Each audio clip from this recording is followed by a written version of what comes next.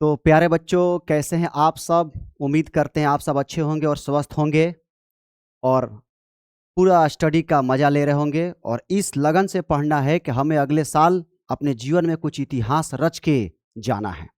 ठीक। तो पिछला क्लास में जहां से हम लोग लेक्चर को खत्म किए थे, वहीं से इस लेक्चर को क्या करते हैं, कंटिन्यू करते हैं। तो पिछला लेक्चर में हम लोग सीखे थे कि गुणनखंड विधि के द्वारा द्विघात समीकरण का मूल ज्ञात करना। आज वहीं से हम कंटिन्यू करते हैं। तो जेनरली बाबू, हमारा जो द्विघात समीकरण है, उस द्विघात समीकरण का जो मानक रूप है वो यही है। अभी तक आपको पता चल गया होगा कि हमारा जो द्विघात समीकरण होता है, उस द्विघात समीकरण का मानक रूप यही है। क्या? A X square plus B X plus C बराबर 0, जहां ए का मान 0 नहीं होना चाहिए। तो दूसरे मेथड की ओर बढ़ने से पहले आज हम लोग बात करेंगे विवेचक या विविक्त कर। ये वो टॉपिक है जहां से आपका बोर्ड में, चाहे वो यूपी हो या बिहार बोर्ड हो, ऑब्जेक्टिव में सब्जेक्टिव में क्वेश्चन आएंगे ही आएंगे, एकदम पूरा फिक्स है। तो आज हम लोग को ऐसा पढ़ना है ना कि ये नंबर पूरे अपने मुट्ठी में कर लेना है, छोड़ना नहीं है। तो आइए आज का टॉपिक शुरू करते हैं। हमें निकालना है विवेचक। इसी को कभी कभी इसका नाम बदल के विविक्त कर कहते हैं। तो दोनों में से कोई भी नाम आपको दे सकता है, घबराने की बात नहीं है।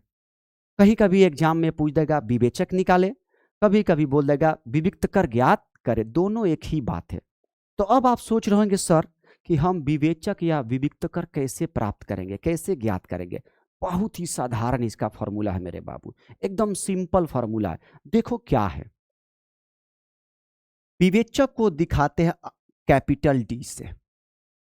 द्विघात समीकरण में जो विवेचक होता है उसको कैपिटल डी से दिखाते हैं। अब डी, इसका फॉर्मूला क्या है विवेचक का?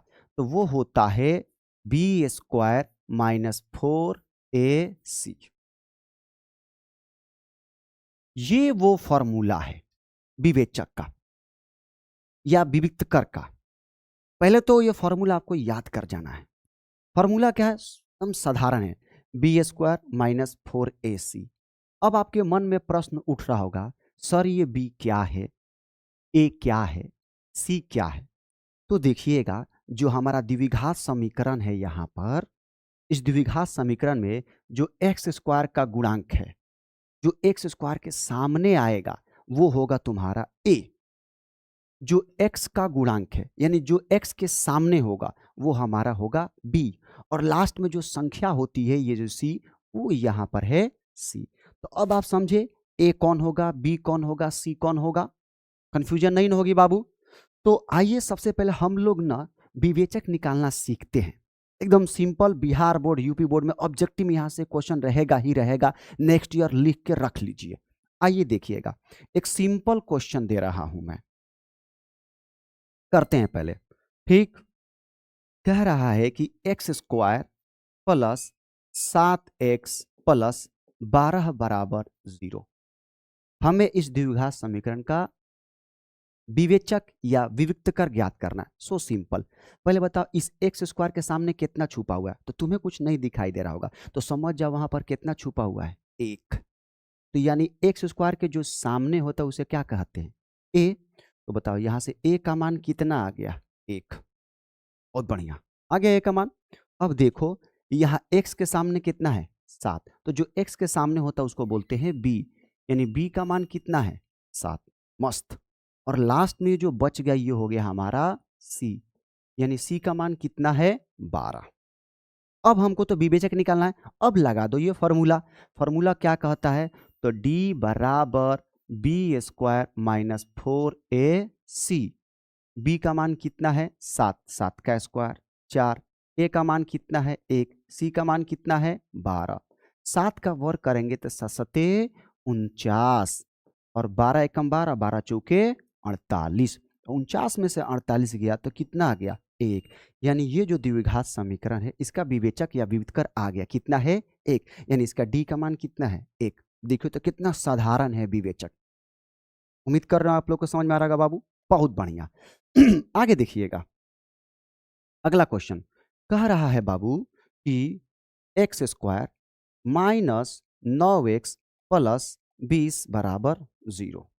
आइए हम इसका विवेचक निकालते हैं, इस द्विघात समीकरण का विवेचक निकालते हैं।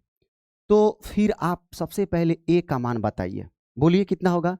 तो आप बोल लेंगे सर इसके आगे एक छुपा हुआ है, कितना छुपा हुआ है, एक। तो ए का मान एक। अब बी का मान बताइए। तो एक्स के सामने कितना है, -9, तो हो गया बी का मान -9। और लास्ट में जो बचा है वो है हमारा सी, यानी सी का मान कितना हो गया, 20। ठीक, उम्मीद कर रहे हैं बाबू समझ में आ रहा होगा। ए बी सी में कोई डाउट नहीं, आगे बढ़ो। अब हमें निकालना है विवेचक।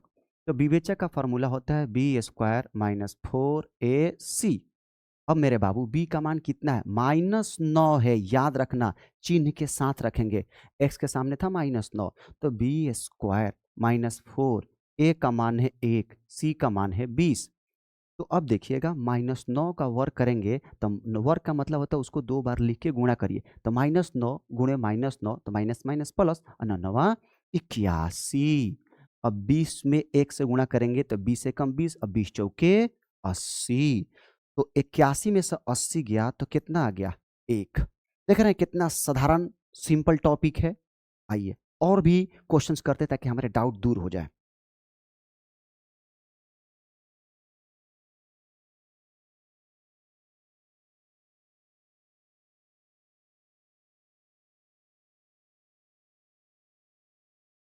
तो हम लोग पढ़ रहे थे बाबू विवेचक, क्या पढ़ रहे थे, विवेचक। एक बार फिर से समझ लो तो विवेचक क्या है, तो डी बराबर बी स्क्वायर माइनस 4ac, ये सूत्र है, ये फार्मूला है, आपको निकालना है। अब आपके मन में आ रहा होगा कि ये कहाँ से आया, तो मैं प्रूव करूंगा, प्रूव करके लाके आपको दिखाऊंगा। फिलहाल में अभी हम लोग को ये सीखना है। ठीक बाबू, आइए।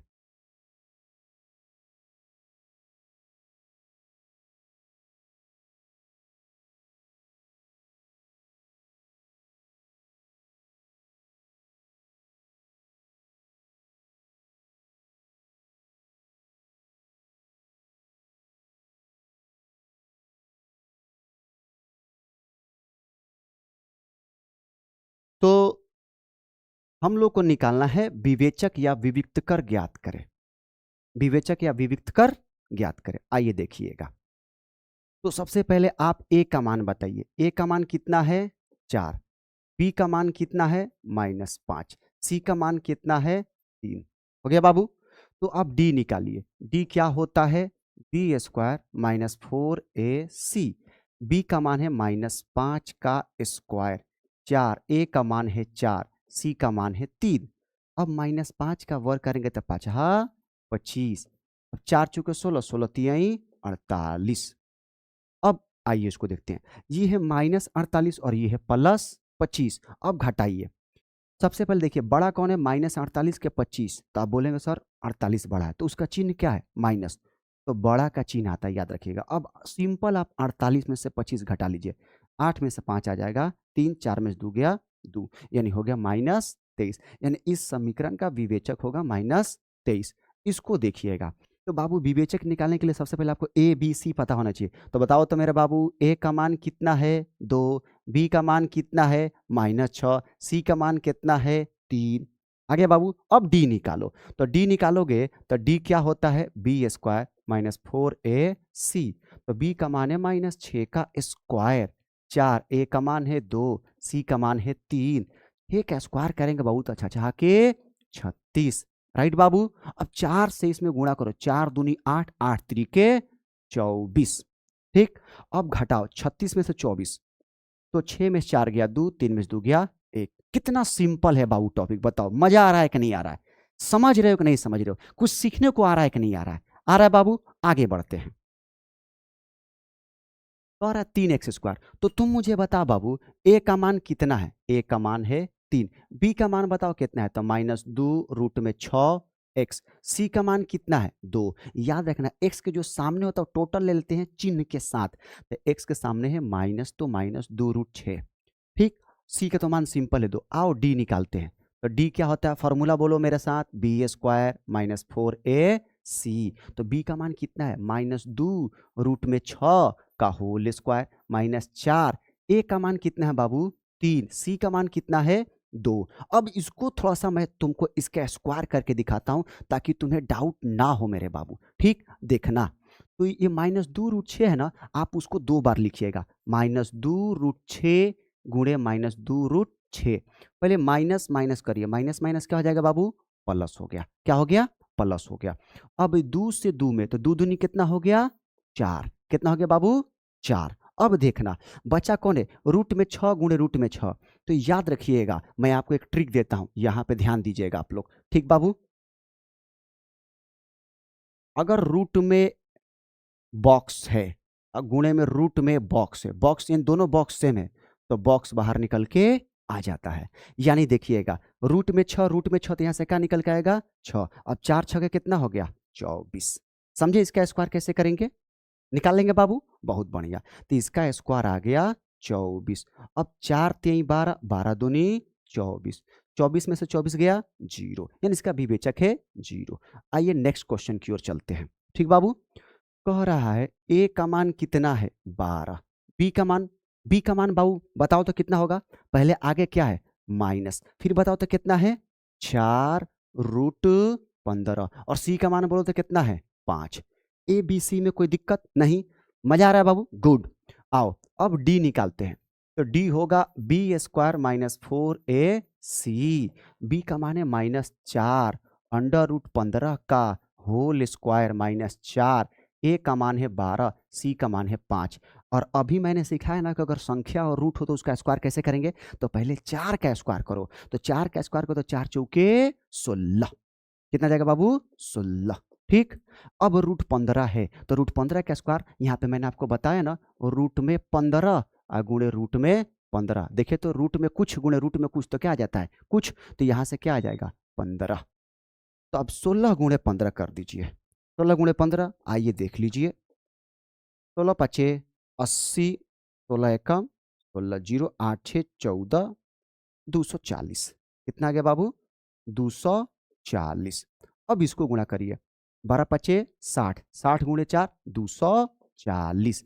अब सेम सेम है तो घट के कितना आ गया? 0। अब आ रहा है कि नहीं आ रहा विवेचक निकालने? गुड, आगे बढ़ते हैं मेरे बाबू।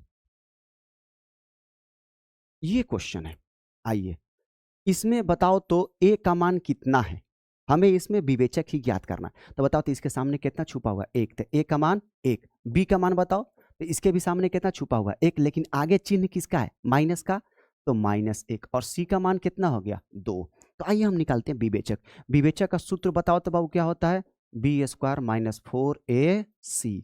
तो बी का मान है -1 का स्क्वायर 4, 1 का मान 1, सी का मान 2।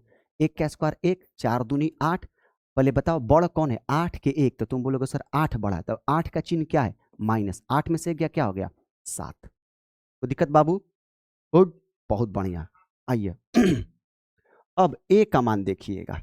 ए का मान बताइए कितना है? 3। बी का मान कितना है? -4√3। सी का मान कितना है? 4। क्लियर? निकालते हैं इसका डी। तो डी क्या होता है बाबू? b²-4ac।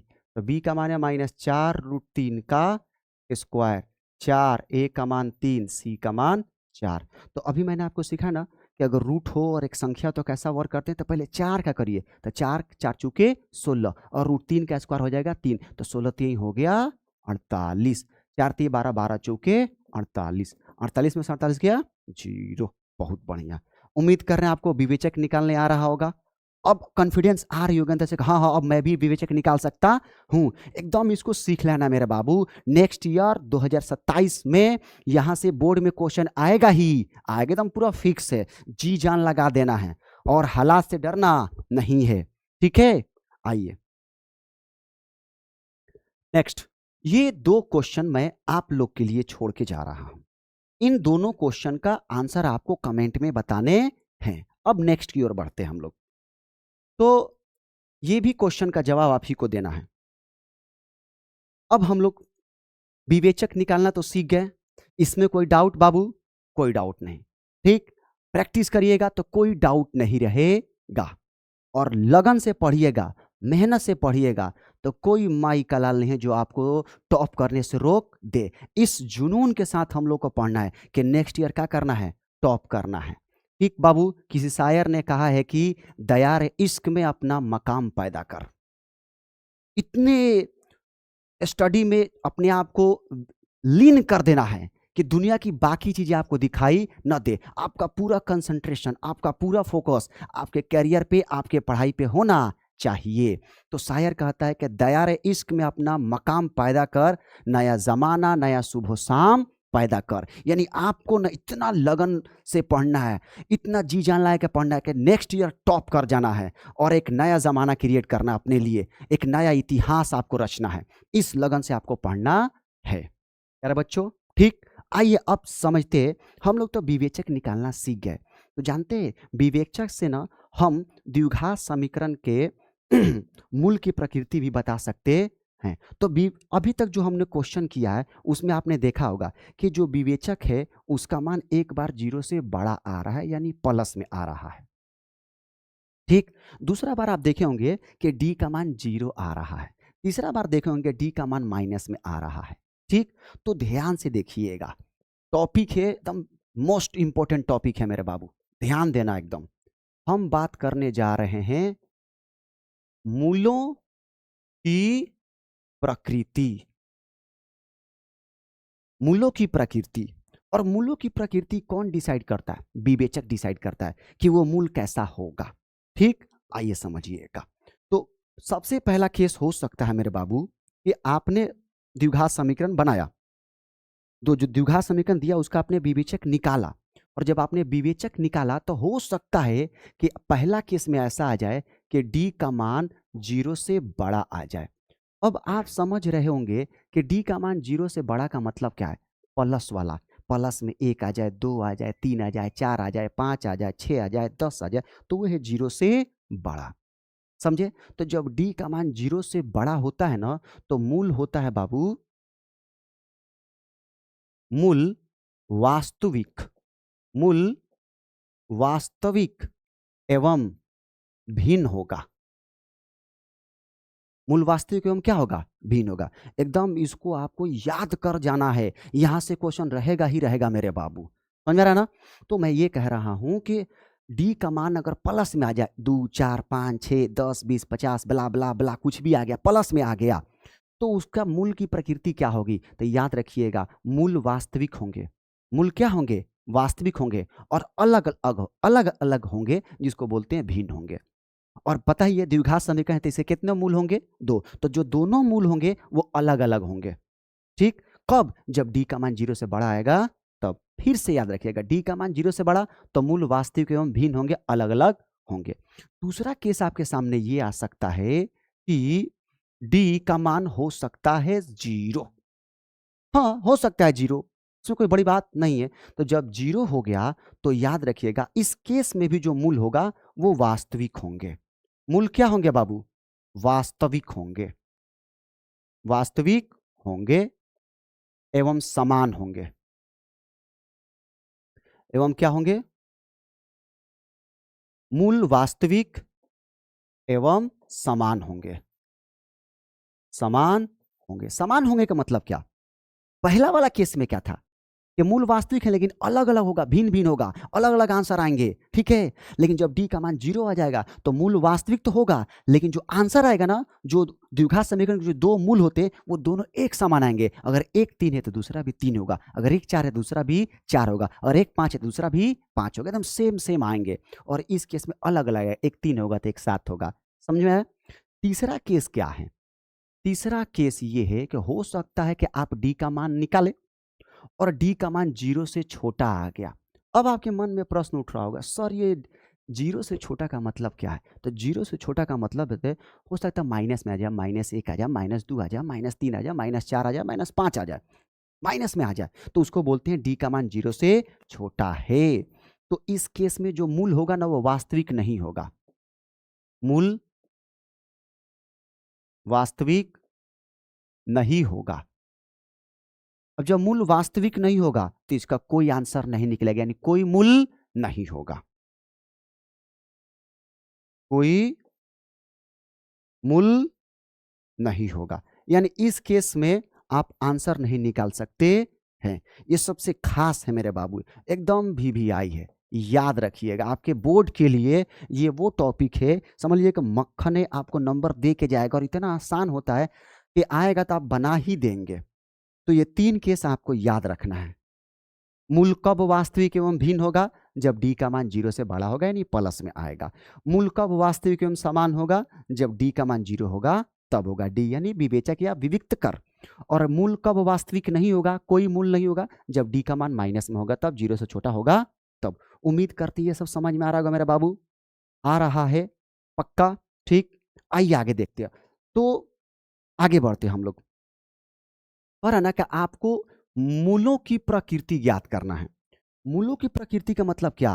कि क्या इसका मूल वास्तविक और भिन्न होगा? क्या इसका मूल वास्तविक और समान होगा? ये इसका कोई मूल ही नहीं होगा, इसका वास्तविक मूल ही नहीं होगा। आइए देखते हैं। तो जब भी आपको मूल की प्रकृति चेक करना हो कि हमारा मूल की प्रकृति क्या है, तो याद रखिएगा सबसे पहले आप डी निकालिएगा। क्या निकालिएगा? डी। डी ही डिसाइड करता है, डी यानी विवेचक। तो चलो निकालते हैं मेरे बाबू। ठीक, आइए ए का मान बताइए। ए का मान कितना है? 2। क्लियर। बी का मान बताइए कितना है? -3। सी का मान कितना है? 5। तो ए का मान 2, बी का मान -3, सी का मान 5। आइए डी निकालते हैं। तो अभी हम लोग डी के निकालना सीखे ना, क्या होता है? B square -4 AC। हो गया मेरे बाबू? बहुत बढ़िया। बी का मान है -3 का स्क्वायर। ए का मान कितना है? 2। सी का मान कितना है? 5। -3 का स्क्वायर प्लस, अब 4 दूनी 8, 8 5 40। पहले बताओ 40 बड़ा है कि 9 बड़ा है? तो तुम बोलोगे सर 40 बड़ा है। तो 40 का चिन्ह क्या है? माइनस, तो माइनस ले लो। अब 40 में से 9 घटा दो तो कितना आएगा? 31। अब बताओ, तो मैंने बोला ना जब डी वाला माइनस में आता है तो उसको बोलते हैं 0 से छोटा। तो ये हो गया बाबू डी 0 से छोटा। तो इस केस में ना कोई वास्तविक मूल नहीं होगा, यानी आपको लिखना है कोई वास्तविक मूल नहीं, कोई वास्तविक मूल नहीं। और जब कोई वास्तविक मूल नहीं होगा तो इसका आंसर भी कोई नहीं होगा, यानी कोई हल नहीं, कोई हल नहीं। क्लियर। आइए आगे देखते हैं। इस समीकरण का मूल की प्रकृति जानते हैं क्या है। तो बताओ, तो ए का मान कितना है? तो 3 है मेरे बाबू। बी का मान कितना है? तो -4√3 है। सी का मान कितना है? 4 है। ओके बाबू, आओ निकालो। तो जब भी मूल की प्रकृति ज्ञात करना हो सबसे पहले क्या निकालेंगे? डी। तो निकालो डी। तो डी होता है बी स्क्वायर -4AC। बी का मान है मेरे बाबू 4√3 का होल स्क्वायर -4। ए का मान है 3, सी का मान है 4। -4 का वर्ग करेंगे तो पहले हो जाएगा 16, और √3 का वर्ग करेंगे तो हो जाएगा 3, यानी 16 तिहाई कितना हो जाएगा? 48। मैं फिर से आपको निकाल के दिखाता हूँ, कोई बात नहीं, घबराने की बात नहीं है। एकदम ना पूरा कॉन्सेप्ट हम लोग को क्लियर करके पढ़ना है। जब भी ऐसे आए तो पहले लिखिए 4√3 गुणे 4√3। 4 गुणे 4 कितना हो जाएगा? 16। रूट में 3 तो 3 तरीके 9, 16 और 9 का वर्गमूल 3, तो 16 3 कितना आ गया? 48। आ गया मेरे बाबू? बहुत बढ़िया। अब इसको गुणा करो, 4 तिहाई 12, 12 चौके 48। 48 में से 48 गया 0। तो अब तो तुम बोलोगे बाबू सर इसमें तो डी का मान 0 आ गया। और जब डी का मान 0 होगा तो मूल कैसा होगा? वास्तविक होंगे और समान होंगे। प्रकृति कैसी होगी बाबू मूल की? तो मूल का जो प्रकृति है वो वास्तविक एवं समान। इस वाले समीकरण में मूल का प्रकृति क्या है? वास्तविक एवं समान। इस वाले में क्या है? कोई वास्तविक मूल नहीं। और आगे सीखते हैं कैसे चेक करेंगे। और देखो, ए का मान बताओ कितना है? तो 2। बी का मान बताओ तो कितना है? -6। सी का मान बताओ तो कितना है? 3। आओ डी निकालते हैं।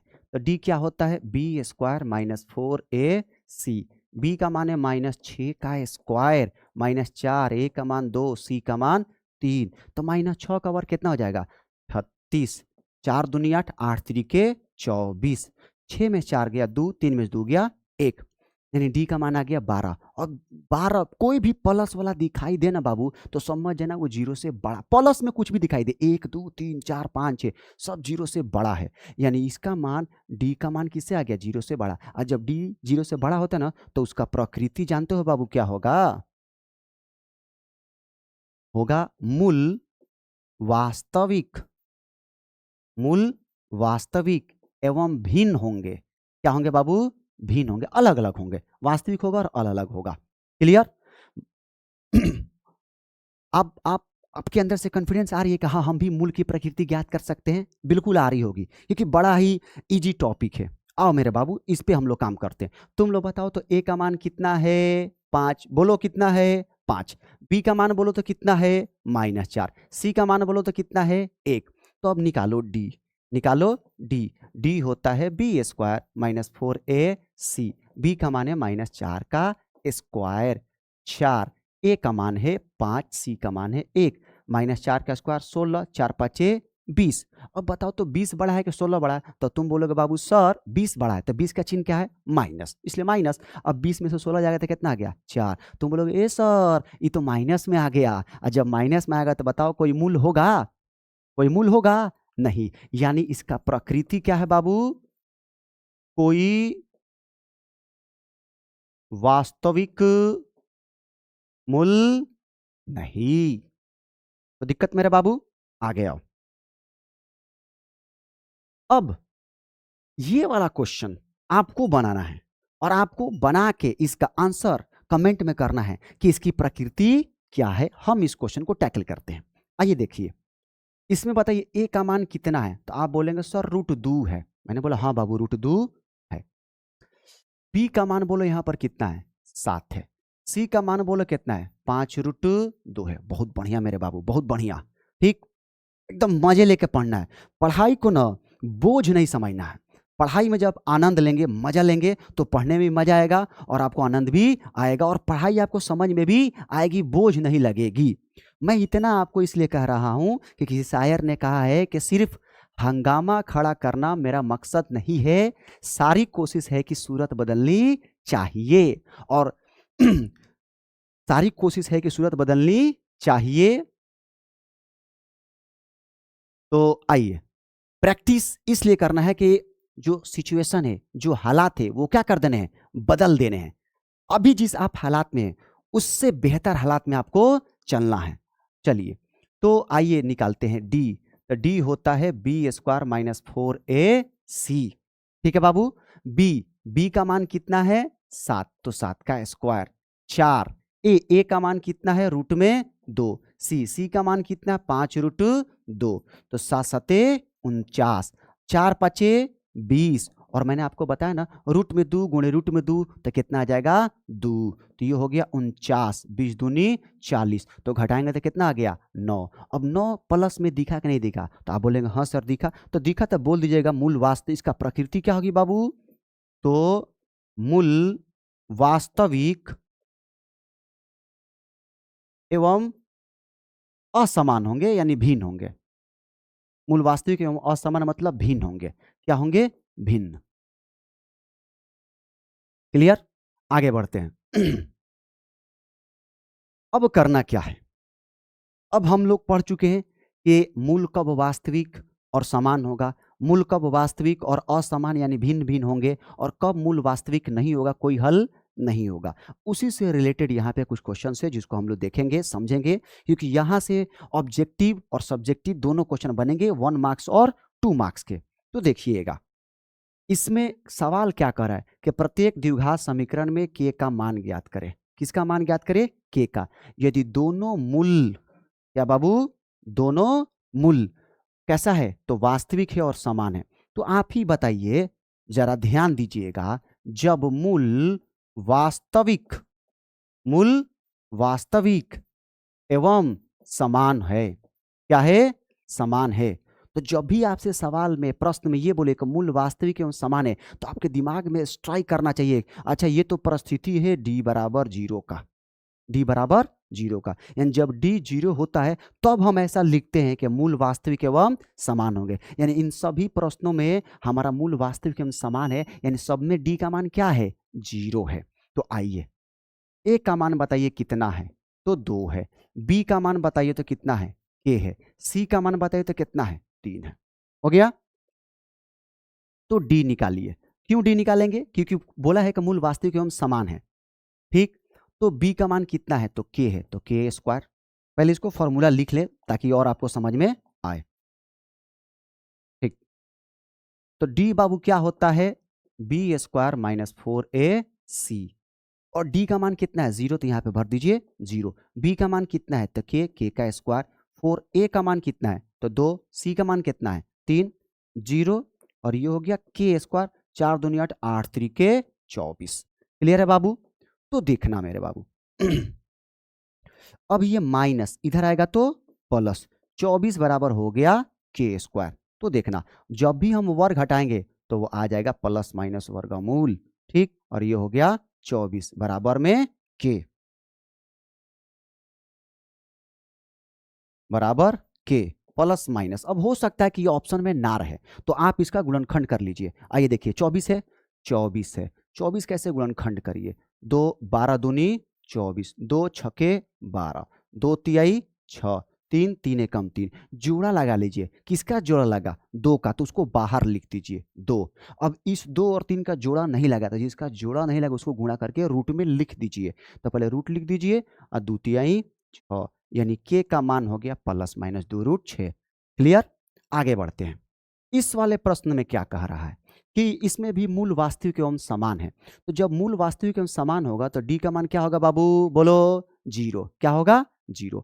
अब लेकिन ये तो फॉर्मेट में है ही नहीं, तो हम बनाएंगे इसको फॉर्मेट में, कोई दिक्कत नहीं। आप इसको उठा के एक बार इसमें गुणा करिए तो हो जाएगा के एक्स स्क्वायर। इसको उठा के इसमें करिएगा तो हो जाएगा माइनस में 2kx और ये लास्ट में प्लस 6 बराबर 0। अब आ गया फॉर्मेट में।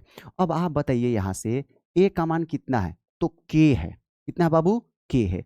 बी का मान बताइए कितना है, तो एक्स के सामने वाला बी होता है। एक्स के सामने वाला क्या होता है बाबू, बी होता है। ठीक। तो हो जाएगा -2 के। और सी का मान बताइए तो कितना है, 6। और इस प्रश्न में भी मूल कैसा है, वास्तविक एवं समान है। तो जब मूल वास्तविक एवं समान होते हैं ना तो डी का मान कितना होता है, 0। और डी का फॉर्मूला आपको याद ही है, क्या होता है, बी स्क्वायर माइनस 4ac बराबर 0। तो बी का मान कितना है, -2k का होल स्क्वायर। 4 ए का मान कितना है, के। सी का मान कितना है, 6 बराबर 0। -2 का वर्ग हो जाएगा 4 और के का वर्ग हो जाएगा के स्क्वायर, तो ये हो जाएगा के स्क्वायर। 4 एकम 4, 4 छके 24 के बराबर 0। कितना होगा बाबू, 24 के बराबर 0। अब इसमें भी के है, इसमें भी के है, कॉमन कर लीजिए। इसमें भी 4 है, इसमें भी 4 है, कॉमन कर लीजिए। तो यहाँ पे के बच जाएगा और 4 छके 24। तो अब पारा पारी 0 करिए। आइए देखिएगा, तो एक के माइनस 6 बराबर 0। तो के बराबर कितना हो गया, 6। और एक कितना है बाबू, 4 के बराबर 0। 4 गुणा में इधर आएगा तो भग्गा में, तो हो जाएगा 0/4, यानी के का मान आ गया 0। ऐसे क्वेश्चंस आपके बोर्ड में 2 मार्क्स में, 1 मार्क्स में बहुत आते हैं। ठीक। आइए आगे बढ़ते हैं। इस प्रश्न में भी यही कह रहा है क्या, कि मूल वास्तविक एवं समान है। मूल वास्तविक एवं समान है। तो मेरे बाबू इतना बताओ, जब भी तुम पढ़ोगे मूल वास्तविक एवं समान है तो दिमाग में स्ट्राइक कर देना चाहिए, अच्छा इसमें तो डी बराबर 0 का बात कर रहा है। और डी का आपको पता ही है क्या होता है, बी स्क्वायर माइनस 4ac बराबर 0। अब इसमें देख के मुझे तुम लोग बताओ बी का मान कितना है, तो बी का मान कितना है बाबू, 2k का होल स्क्वायर माइनस 4। ए का मान कितना है, 3। सी का मान कितना है, 27 बराबर 0। तो 2 का स्क्वायर 2 दूनी 4 के स्क्वायर। ठीक है बाबू। अब 4 तिहाई 12, 12 और यहाँ पर कितना है 27, तो 27 से गुणा करो। 7 दूनी 14, 7 एकम 7 1 15। सॉरी। तो है 4 तिहाई 12 और यहाँ पे है 27। 7 दूनी 14, हरसिन 1, 7 एकम 7 1 8 और 12 दूनी 24। तो 4 8 4 12, हरसिन 1 और 2 1 3, आ गया 324 बराबर 0। ठीक, बराबर 0। अब ये माइनस उधर जाएगा तो प्लस, तो 4k² बराबर 324। इस 4 से इसको भागा दीजिए, 4 बटे 32, 4 एकम 4, यानी k² बचा 81। वर्ग हटाएंगे तो मेरे बाबू आ जाएगा दुआरी पे प्लस माइनस वर्गमूल 81 प्लस माइनस, और 81 का वर्गमूल कितना हो गया 9, यानी k का मान आ गया। ठीक, अब इसको देखते हैं। अब जब आप इसको देखेंगे तो आपके मन में प्रश्न उठ रहा होगा, सर ये तो फॉर्मेट में है ही नहीं। फॉर्मेट में बनाएंगे हम, कोई दिक्कत नहीं, आप इसे इसमें गुणा करिए तो हो जाएगा kx²।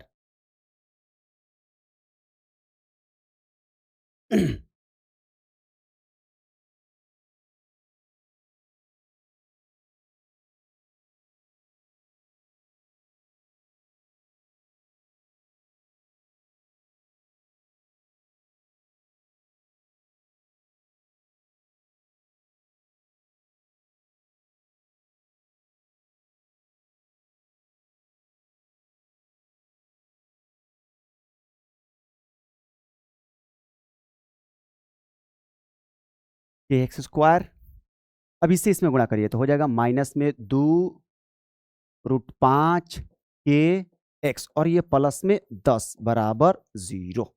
ठीक है, तो देखिएगा जरा, a का मान बताइए कितना है, a का मान है k, b का मान बताइए कितना है माइनस में 2√5 k, और c का मान बताइए कितना है 10।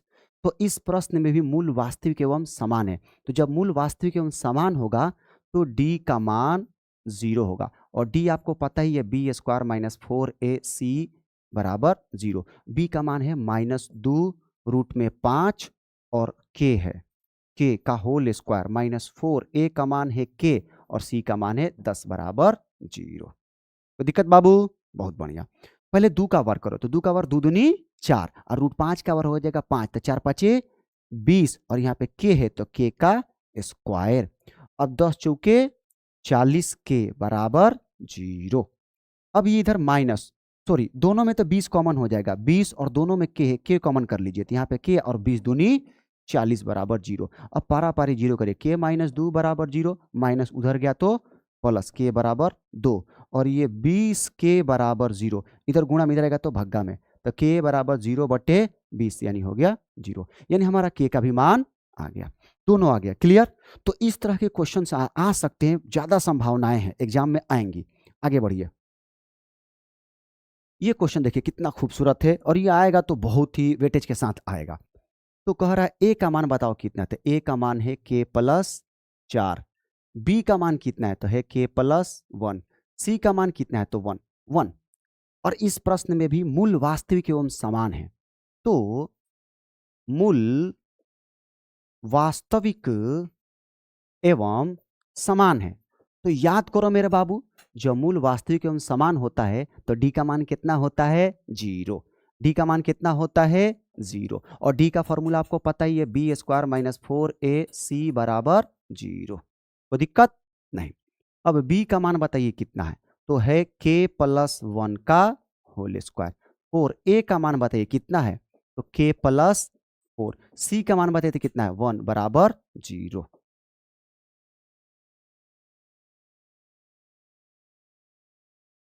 अब देखिएगा a प्लस बी का होल स्क्वायर है, तो हम इसको a प्लस बी के होल स्क्वायर पे तोड़ देते हैं। a प्लस बी का होल स्क्वायर होता है a², यानी हो जाएगा k² प्लस 2, a का मान है k, तो हो जाएगा k इंटू बी, तो b का मान है 1, प्लस में b², तो b का मान है 1 का स्क्वायर। अब इस 4 को k में करिएगा, आगे माइनस रहने दीजिए, 4 इंटू k तो 4k, और 4 चौके 16, ठीक बराबर में 0।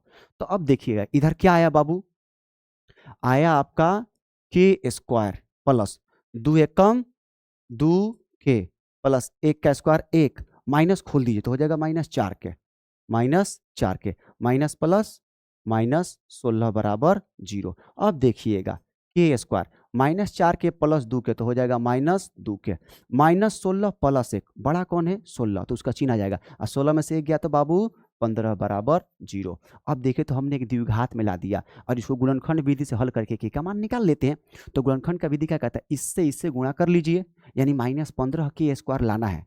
कब? जब इस बीच वाले को तोड़ेंगे तो जोड़ने पे -2k है और गुणा करने पे -15k² है। तो देखिएगा के स्क्वायर -5 गो के आ प्लस में 3 गो के, -5 के में से 3 के जाएगा तो -2 के बचेगा कि नहीं बचेगा, बचेगा, और 5 तिहाई 15, और लास्ट वाले को तो ऐसे लिख देते हैं।